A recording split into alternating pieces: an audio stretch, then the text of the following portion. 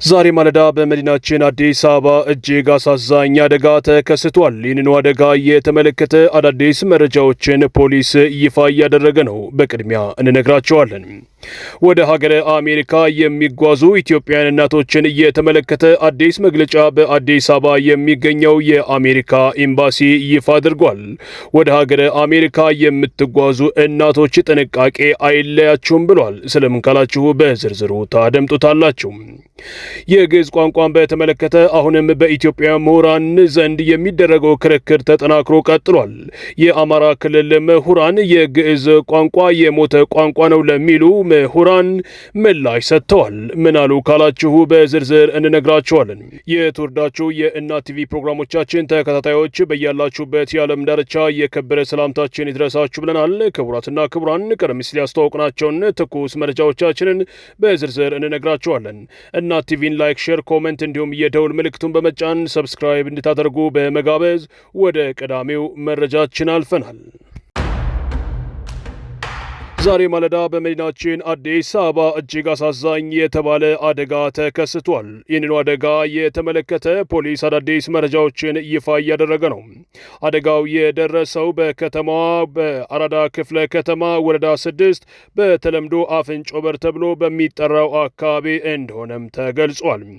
ማለዳ 12 ሰዓት ከ10 ሲል ከሽሮ ሜዳ ሙሉ ሰው አሳፍሮ ወደ ፒያሳ ሲጓዝ የነበረ ሚኒባስ አፍንጮ በር አካባቢ ካለ እና በኮሪደር እየለማ ከነበረ 30 ሜትር ርዝመት ካለው ድልድይ ውስጥ በመግባቱ ነው ይኸው አደጋው የደረሰው ተብሏል።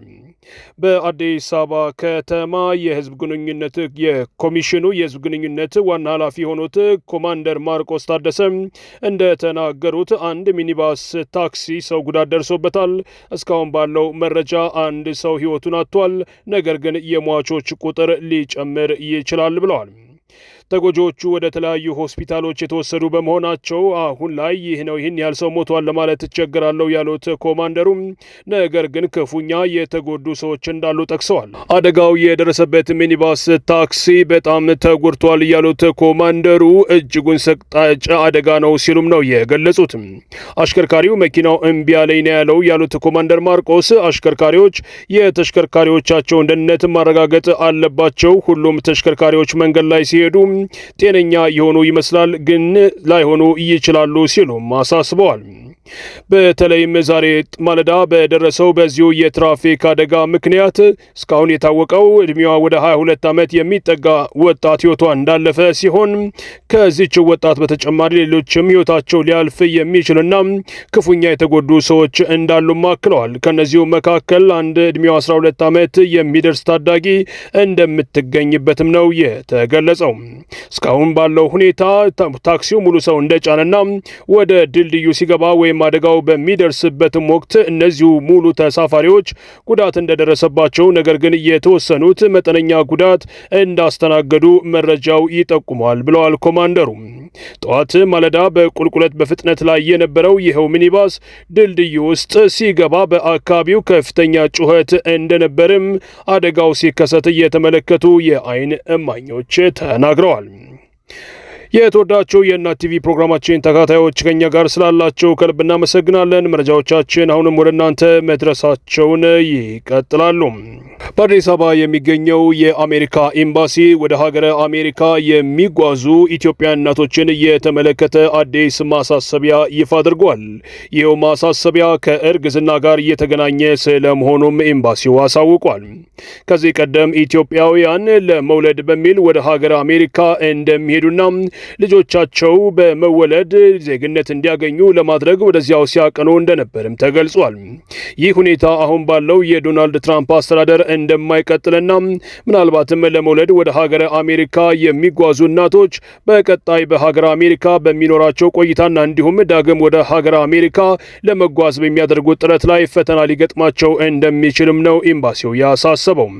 ከዚህ ቀደም የነበረው ልማዳዊ አሰራር አይቀጥልም ያለው በአዲስ አበባ የሚገኘው የአሜሪካ ኤምባሲ በተለይም ቢቱ በተለምዶ ተብሎ በሚጠራውና ወይም በቱሪስት ቪዛ ወደ ሀገረ አሜሪካ ሄደው የሚወልዱ እናቶች በዋናነት በመንግስት ድጋፍ የሚወልዱ በመሆናቸው በቀጣይ ጊዜያት እንዲህ አይነቱን አሰራር ለማስቀረት እየተዘረጋ ባለው ሂደት ተጎጂ ሊሆኑ ይችላሉ ብሏል። በዚሁ በቱሪስት ቪዛ አሜሪካን ሀገር ሄደው የሚወልዱ እናቶች በቀጣይ ጊዜ ለአሜሪካ ቪዛ ቢያመለክቱም ሊከለከሉ ይችላሉ ነው ያለው የአሜሪካ ኤምባሲ። በዋናነት ይህን ሕግ ለማውጣት የተገደድነው በአሜሪካ ግብር ከፋዮች ላይ ጫናው እየጨመረ በመምጣቱ ነው ብለዋል። ከበርካታ የዓለማችን ክፍሎች አሜሪካዊ ዜግነት ለማግኘት ሲባል በሀገር አሜሪካ የሚወልዱ እናቶች በመንግስት ድጋፍ የሚወልዱ በመሆናቸው ይህም የግብር ጫናውን በአሜሪካውያን ላይ እንዲከፋ ወይም የበለጠ ጫና እንዲያድርባቸው አድርጓል ነው ያለው። በመሆኑም በቀጣይ ጊዜያት ከእንዲህ አይነቱ ችግር ለመላቀቅ እርጉዝ የሆኑ ወይም ለመውለድ የተቃረቡ እናቶች በያሉባቸው ሀገራት ይህንኑ እንዲፈጽሙና ለወሊድ ሲባል ብቻ ወደ ሀገር አሜሪካ መሄድ ዋጋ ያስከፍላል ነው ያለው። በሺዎች የሚቆጠሩ ዜጎች በሀገር አሜሪካ በየዓመቱ እንደሚወለዱ የተገለጸ ሲሆን በአሜሪካ ሕገ መንግስት መሰረት በዚያው የተወለዱ ህፃናት በመወለድ የሚያስገኘውን ዜግነት እንደሚያገኙም ይገለጻል። የአሜሪካ መንግስት በተለይም የዶናልድ ትራምፕ አስተዳደር ይህ ሁኔታ እንዳይቀጥል አዳዲስ መመሪያዎችን ይፋ እያደረገ ሲሆን ከነዚሁ መካከል ወደ ሀገር አሜሪካ እርጉዝ ሆነው የሚሄዱ እናቶች ላይ ጠበቅ ያሉ መመሪያዎችን ማውጣትና ክልከላን የሚደነግጉ አዳዲስ ውሳኔዎችን እያስተላለፈ ስለመሆኑም ነው የተገለጸው። የተወዳችሁ የቻናላችን ቤተሰቦች በመጨረሻም ወደ እናንተ ወደምናደርሰው መረጃችን ስናልፍ የግዕዝ ቋንቋን በተመለከተ የሚደረገው ክርክር አሁንም ተጠናክሮ ቀጥሏል። ከቀናት በፊት ዶክተር በድሉ ዋቅጅራ የግዕዝ ቋንቋ የሞተ ቋንቋ ነው ማለታቸውን ተከትሎ ይኸው ክርክር እንዲጠናከር ዋነኛ ምክንያት ስለመሆኑ ነው የተገለጸው። በአሁኑ ወቅት በተለይም የአማራ ክልል ምሁራን የግዕዝ ቋንቋ የሞተ ቋንቋ ነው በሚል እየወጡ ያሉ ሀሳቦችን እንደማይቀበሉ እየገለጹ ነው። የግዕዝ ቋንቋ ታሪካዊ ቋንቋ በመሆኑ በአማራ ክልል ትምህርት ቤቶች ቢሰጥ ምንም ችግር የለውም የሚሉ ምሁራንም ቁጥር እየተበራከተ ነው። የአማራ ክልል ትምህርት ቢሮ የግዕዝ ቋንቋ ትምህርትን ከ3ኛ ክፍል ጀምሮ ልሰጥ ነው ማለቱን ተከትሎ የደሴ ከተማ እስልምና ጉዳዮች ምክር ቤት መቃወሙም የሚታወስ ነው። ከዚያ በኋላ ስለ ጉዳዩ በማህበራዊ ሚዲያው በርካታ ክርክሮች የተንሸራሸሩ ሲሆን ለአብነትም በአዲስ አበባ ዩኒቨርሲቲ ቋንቋ ትምህርትና ስነ ጽሑፍ መምህርና ደራሲ በድሉ ዋቅጅራ ዶክተር ለቢቢሲ በሰጡት ቃል ግዕዝ የሞተ ቋንቋ ነው። ይህ ቋንቋ እንደ አንድ የትምህርት አይነት ከ3ኛ ክፍል ጀምሮ መሰጠቱ እርባና የለውም ብለዋል። አንድ ቋንቋ የአፍ መፍቻ ተናጋሪ ከሌለውና ከ25,000 በታች ተናጋሪ ካለው ሞቷል ይባላል። ይህ የሞተ ቋንቋ ከታች ክፍል ጀምሮ ከመሰጠት የተማሪዎችን ጊዜ ማጥፋት ነው ሲሉም አክለዋል። ቋንቋን የመማር ወሳኝ ዓላማ ለተግባቦትና ሕይወትን ለመምራት እንደሆነ የሚናገሩት መምህር በድሉ ግዕዝ ለተግባቦትም ሆነ ሕይወትን ለመምራት አሁን ላይ ጥቅም የለውም ብለዋል። ሆኖም የግዕዝ ቋንቋ ጭራሹን በትምህርት መልክ መሰጠት የለበትም ብለዋል። የግዕዝ ቋንቋ በአዲስ አበባ ዩኒቨርሲቲ በጀርመንና በፈረንሳይ ውስጥ ይሰጣል ያሉ ሲሆን ቋንቋው የሚሰጠው በግዕዝ ቋንቋ ምርምር ለማድረግ ለሚፈልጉ ብቻ መሆኑን ገልጸዋል። በመሰረቱ ትምህርቱ ይሰጥ ከተባለ መሰጠት ያለበት ከ9ኛ ክፍል ጀምሮ ወይም ለአንትሮፖሎጂ ለታሪክና ለቋንቋ ጥናት ፍላጎት ላላቸው የማህበራዊ ሳይንስ ተማሪዎች ብቻ እንዲሆንም መክረዋል።